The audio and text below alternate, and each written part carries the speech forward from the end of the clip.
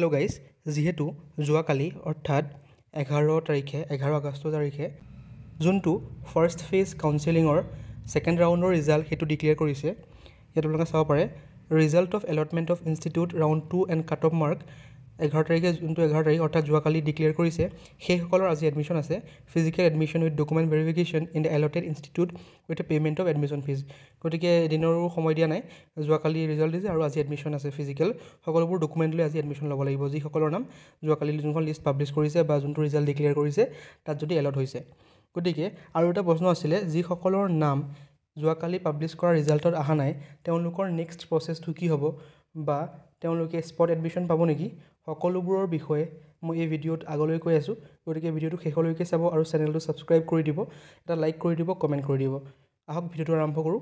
যিহেতু যোৱাকালি যোনটো ৰিজাল্ট পাব্লিছ কৰিছে ছেকেণ্ড ৰাউণ্ডৰ ফাৰ্ষ্ট ফেজ কাউন্সেলিঙৰ ছেকেণ্ড ৰাউণ্ডৰ যোনটো এলটমেণ্ট অফ ইনষ্টিটিউটৰ যোনটো ৰিজাল্ট পাব্লিছ কৰিছে, তাৰ লগতে আৰু এটা PDF পাব্লিছ কৰিছিলে। PDFটো হৈছে vacancy report after completion of admission process of round 1। Okay, যোনটো আপোনালোকৰ ৰাউণ্ড 1ৰ এডমিশ্যন হৈছিলে তাৰ পাছত যোনবোৰ ইনষ্টিটিউটত ছিট ৰৈ গৈছিলে বা ছিট ভেকেঞ্চিজ ৰৈ গৈছিলে, সেইসকল ইনষ্টিটিউটৰ নামবোৰ পাব্লিছ কৰিছে আৰু ক'ত কিমানটা ছিট ৰৈ গৈছে আৰু কেটেগৰী ৱাইজ সেই ছিটবোৰৰ বিষয়ে এই PDFটোত ধুনীয়াকৈ মেনশ্যন কৰা হৈছে। গতিকে এই PDFটো আপোনালোকে চালে মন কৰিব যে সকলোবোৰ ইনষ্টিটিউটতে কমহে ছিট আছে। আপোনাৰ যেনেকৈ ডাইৰেক্ট বৰপেটা হাউলিত আনৰিজাৰ্ভৰ কাৰণে মাত্ৰ 7টা ছিট আছেগৈ ফাৰ্ষ্ট ৰাউণ্ডৰ যোনটো এডমিশ্যনৰ, তাৰ পাছৰ কথা কৈ আছোঁ এতিয়া, অৰ্থাৎ ছেকেণ্ড ৰাউণ্ডৰটো হৈ গ'ল।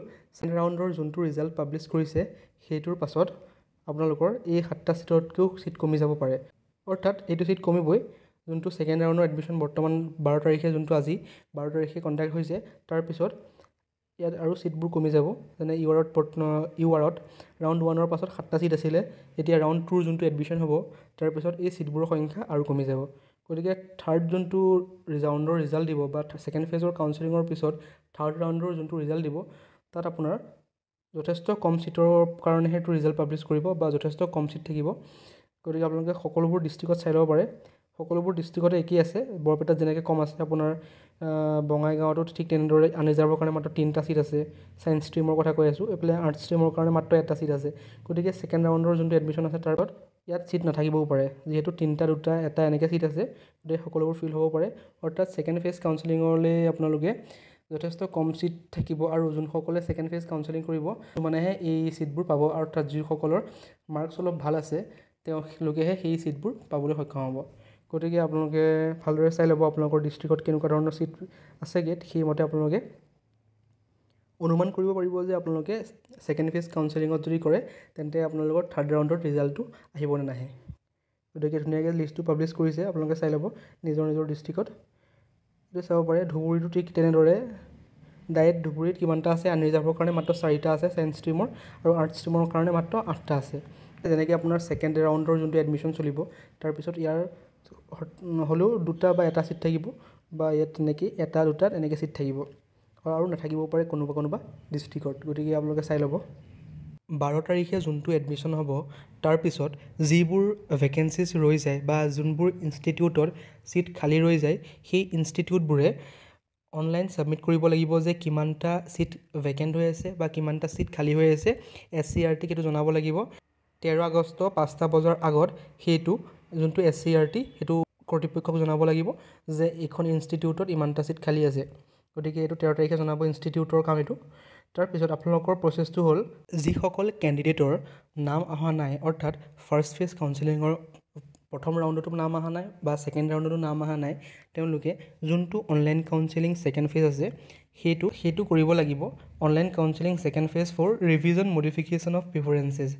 আপোনালোকে সেই যোনবোৰ প্ৰিফাৰেঞ্চ দিয়ে 1 2 3কে ইনষ্টিটিউট ছিলেক্ট কৰি সেইবোৰ আপোনালোকে চেঞ্জ কৰিব পাৰিব, বা আগতে যোনখন আপোনালোকে ছেকেণ্ড প্ৰিফাৰেঞ্চ দিছিলে সেইখন আপোনালোকে ফাৰ্ষ্ট কৰিব পাৰিব, যোনখন থাৰ্ড দিছিলে সেইখন ছেকেণ্ড কৰিব পাৰিব ইত্যাদি, এইবোৰ কৰিব পাৰিব। আৰু এটা কথা লিখা আছে, subject to availability of seat. Okay, যোনবোৰ ইনষ্টিটিউটত ছেকেণ্ড ৰাউণ্ডৰ এডমিশ্যনৰ পাছত ছিট নাথাকে বা ছিট খালী নাথাকে, সেইবোৰ ইনষ্টিটিউটত আপোনালোকে প্ৰিফাৰেঞ্চ দিব নোৱাৰে বা সেইবোৰ ছিলেক্ট কৰিব নোৱাৰে। যোনবোৰ ইনষ্টিটিউটত ছিট ভেকেণ্ট ৰৈ যায় ছেকেণ্ড ৰাউণ্ডৰ পাছত, সেইকেইখন ইনষ্টিটিউটতহে আপোনালোকে প্ৰিফাৰেঞ্চ দিব পাৰিব যে 1 2 3কে যোনকেইখন ইনষ্টিটিউটত ছিট খালী ৰৈ গৈছে।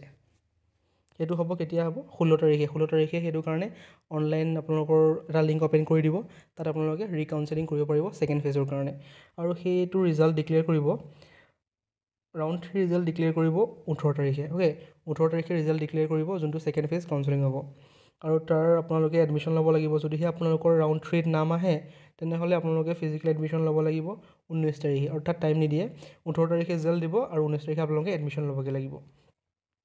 গতিকে এইটোৱে আছিল টাইম লাইন। আৰু যিসকলৰ নাম বৰ্তমান অহা নাই বা যদি থাৰ্ড ৰাউণ্ডতো নাম নাহে তেনেহ'লে সেইসকল কেণ্ডিডেটে কি কৰিব লাগিব, যদিহে তেওঁলোকৰ ওচৰত কোনোবা প্ৰাইভেট ইনষ্টিটিউট আছে তাত খবৰ লৈ থাকিব লাগিব। অৰ্থাৎ যদিহে আপোনালোকৰ সেই ইনষ্টিটিউটবোৰত স্পট এডমিশ্যনৰ সুবিধা কৰি দিয়ে, আপোনালোকে বৰ্তমান খবৰ কৰিব লাগিব যে কোনকেইখন ইনষ্টিটিউট, ওচৰৰ কোনকেইখন প্ৰাইভেট ইনষ্টিটিউটত সেই স্পট এডমিশ্যনৰ সুবিধা থাকে বা সুবিধা উপলব্ধ হ'ব। গতিকে আপোনালোকে কণ্টেক্ট কৰি থাকিব।